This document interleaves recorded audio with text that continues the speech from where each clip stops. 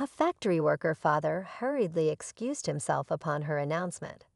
As soon as she uttered those words, my stepmother, with a wicked grin, impulsively splashed tea onto my dad's face. Beside her, she burst into laughter. Surprisingly, my father made no effort to reprimand her. The stain on the suit my dad had meticulously cleaned for this occasion rapidly expanded. Fortunately, the tea was lukewarm, nearly cold, alleviating concerns about burns. Amidst my astonishment, I handed a napkin to my dad, while Tom, in a panic, tried to dry his father-in-law's suit. Even in the midst of worrying about potential injuries, Tom couldn't help but laugh at the absurd behavior of his parents. Throughout this chaos, my dad remained silent, stood upright, and pointed at them, declaring, "Well then, I'll just ruin your company." The unfamiliar sternness in his voice caught me off guard. He took my hand, and we left the chaotic scene behind.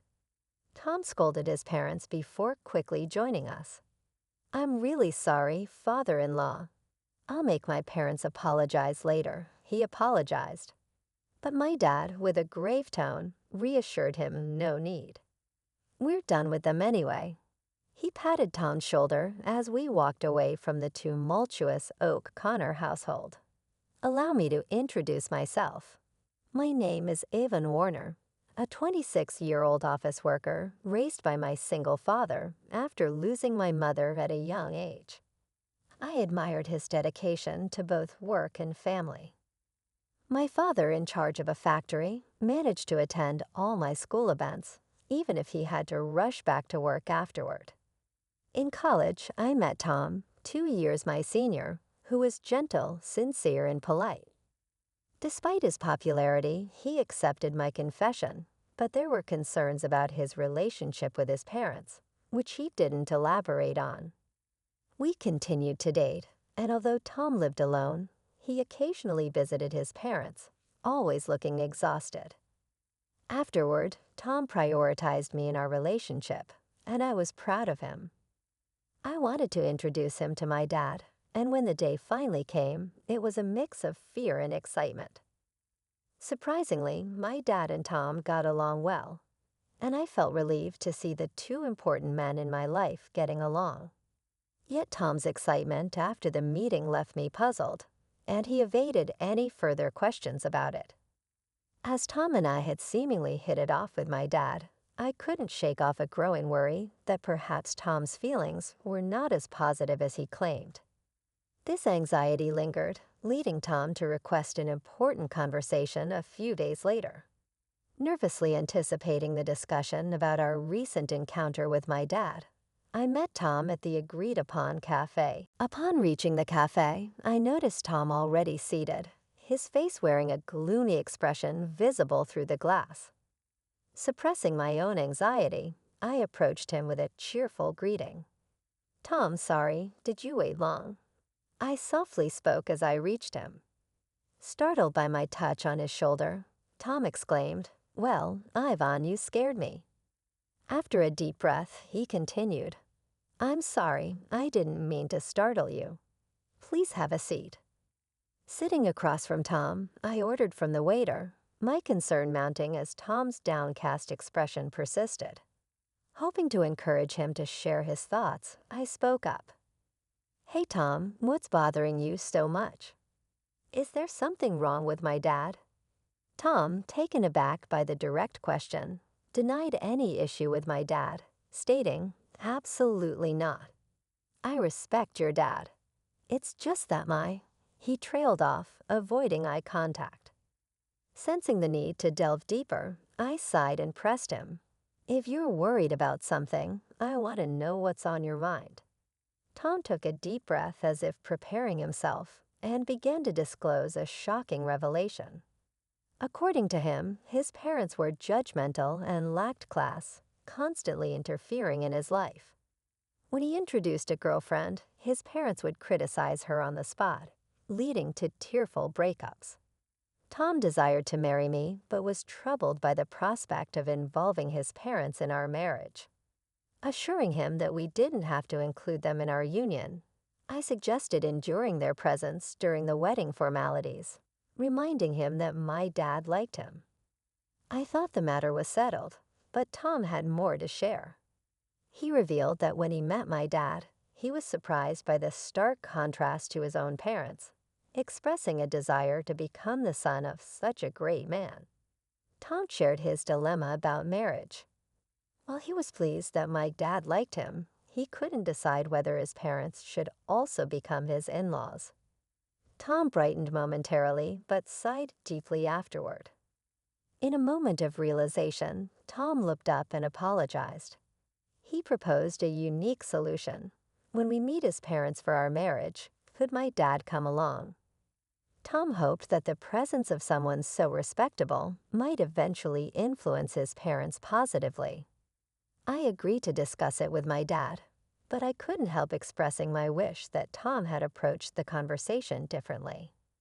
Understanding his misstep, Tom quickly apologized and then, with newfound determination, formally proposed marriage to me. Swiftly deciding to discuss the matter with my father, who was initially hesitant, I approached him with Tom when he formally asked for my hand in marriage. After obtaining my father's agreement, Tom and I arranged a date to meet his parents. On the appointed day, dressed in our best attire, we stood at the front door of Tom's family home, preparing to meet his parents for the first time. Given the unsettling stories I had heard about Tom's parents, my nerves were understandably on edge. My father, attempting to lighten the mood, encouraged us not to be too tense, assuring us that Tom's parents were just overly concerned. His supportive pat on the back eased my anxiety slightly.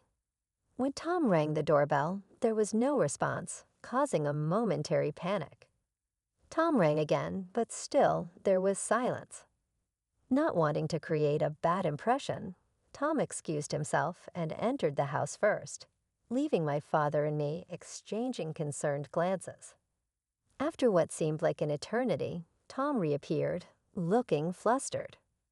Before I could inquire about the delay, he made excuses with a forced smile, promising us they would be ready soon. My father sighed in exasperation, and I couldn't shake the growing worry that this incident might jeopardize our wedding plans. Finally, Tom ushered us inside, where his parents awaited us. However, their demeanor was peculiar. His mother greeted us with a sly grin, while his father seemed disinterested, looking away. Despite the tense atmosphere, I decided to proceed with the introductions. Tom, regaining composure, introduced both my parents and me. Despite the warmth of his thoughtful introduction, his parents sneered, and the atmosphere remained strained. In an awkward turn of events, Tom's mother splashed tea on my father, staining the suit he had meticulously cleaned for the occasion. Shocked, I offered my dad a handkerchief, while Tom, in a panic, tried to wipe off the tea stains. His parents laughing in response only fueled Tom's anger. My father, standing up, pointed at them and declared, "Then I'll ruin your company." A tone and statement I had never heard from him before. Taking my hand, he left the house, leaving Tom's parents in the wake of Tom's scolding. Returning to our house with Tom, my father changed clothes, and Tom earnestly apologized for the incident. I could hear my dad's troubled voice during their conversation. Although I was shocked by Tom's parents' actions, I knew they wouldn't be easy to get along with. Seated on the living room sofa, clenching my fists, I replayed the event in my mind, seething at the insult directed at my dad. When my dad and Tom finished changing, Tom immediately apologized to me, almost bowing down, expressing regret for not anticipating such behavior from his parents. His sincerity was evident, and he didn't even ask for forgiveness. Feeling the need to apologize as well, I took Tom's hand as he kneeled on the floor, expressing my regret for suggesting the meeting without fully understanding the situation.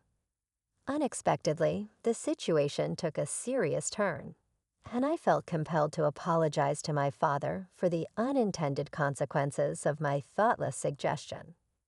His troubled expression and shrugged shoulders conveyed the difficulty in addressing the situation. Determined to understand the gravity of my dad's threat, I sought clarification. "Dad, was what you said true? Are you really going to ruin their company?"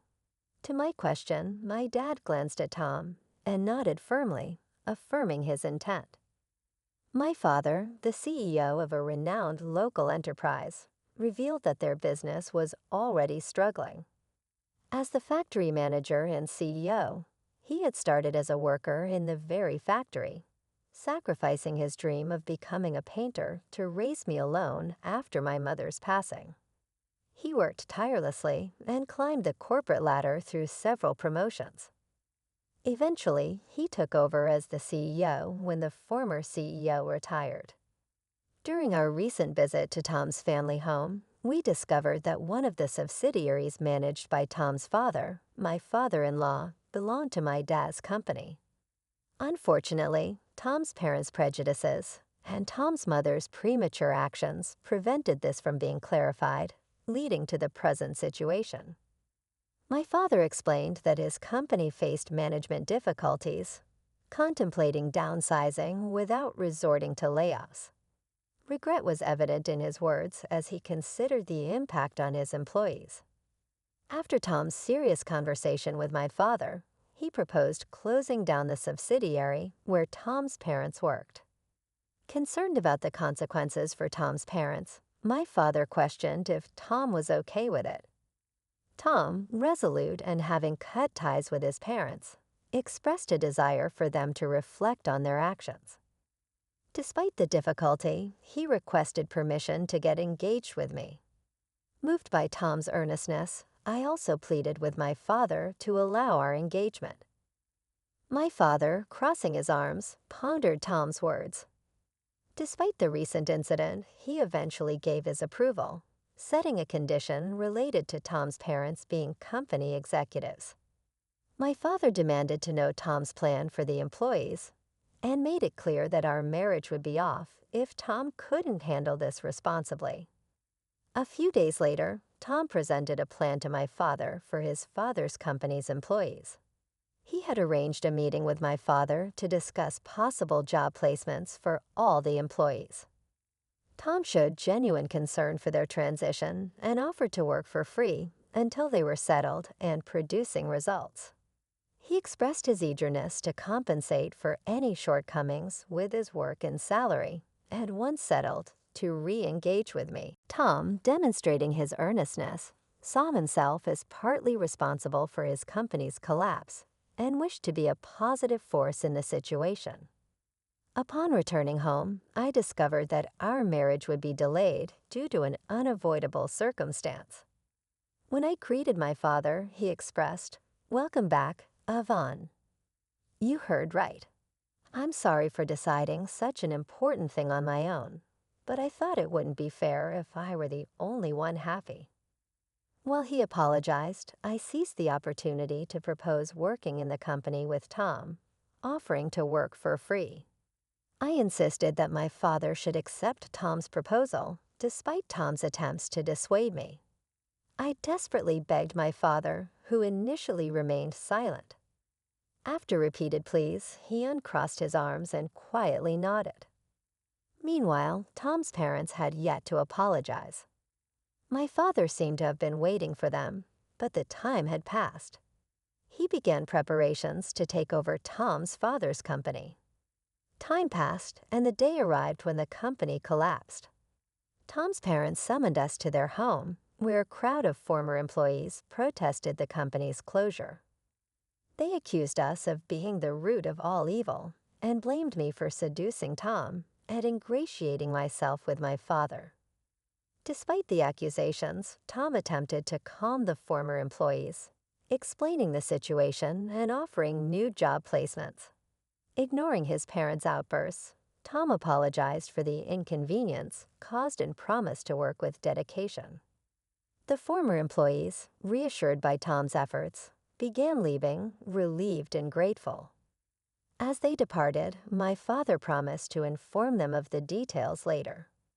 In the aftermath, Tom's parents continued to fuss about their predicament. Tom sighed in exasperation at their blame shifting, expressing concern about losing their house, used as collateral. Despite their pleas, Tom's parents were met with indifference, as the former employees had already heard the truth from Tom and disregarded the parents' desperate appeals. My father also ignored their words, and the former employees left relieved, leaving Tom's parents to confront the consequences of their actions. "I don't care what you think. You got what you deserved, so it can't be helped. Why don't you learn a little remorse?" My father reprimanded Tom's parents, who seemed oblivious to our scolding. Unable to bear their persistence any longer, I finally lost my patience. "Haven't you just caused trouble for Tom all this time, boasting about being business owners and only caring about titles? Isn't that why this happened?" My words left his parents speechless, seemingly ready to retort, but halted by my father's decisive intervention. He made it clear that he wouldn't allow them to speak further. "A business owner is supposed to take responsibility. You should at least complete your final task properly." Left without a response, Tom's parents were scolded collectively and could say nothing more. Leaving them behind, we left the scene, and eventually, Tom's parents lost everything: the company, the house, and the land. They never provided any guarantees to the former employees and evaded responsibility. After losing everything, they reached out to Tom for help, but having cut ties with them, Tom coldly turned them away. Now they were probably in jail, and we heard nothing from them since. Even if they got out, they still had a debt to the former employees, so the situation remained dire. Afterward, Tom and I quit our jobs and joined my father's company, living off our savings. In the first month, we worked for free, as promised. One day, we encountered a former employee of Tom's parents' company at work. Eager to shake our hands at the new workplace, the employee expressed their gratitude to my father for giving them a chance. Thanks to Tom for arranging the job, and also conveyed many thanks to me. Despite not remembering the specific incident, I had apparently helped that person carry materials. After expressing immense gratitude, the former employee left, expressing a desire to keep working hard. Feeling somewhat redeemed by his words, we hurried to my father's office, where he warmly welcomed us, handing us several thick envelopes. He explained, "It's your salaries for the past months."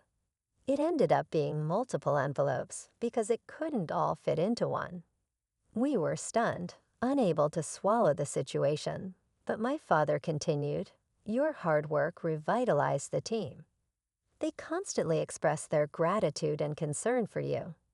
I couldn't possibly leave such excellent employees unpaid, and our performance has improved significantly. Thank you truly." Hearing this, we hugged each other and cried, moved by the concern shown for us. My father then added something even more wonderful. "Tom, I'm impressed with your leadership. If you're okay with my daughter, would you marry her?"